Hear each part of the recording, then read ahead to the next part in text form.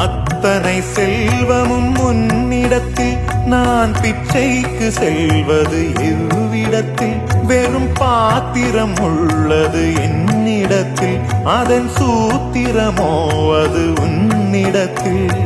ஒரு முறையா இருமுறையா பல முறை பல பிறப்பெடுக்க வைத்தாய் புதுவினையா பழவினையா கணம் கணம் தினம் என்னை துடிக்க வைத்தாய் பொருளுக்கு அலைந்திடும் பொருளற்ற வாழ்க்கையும் துரத்துதே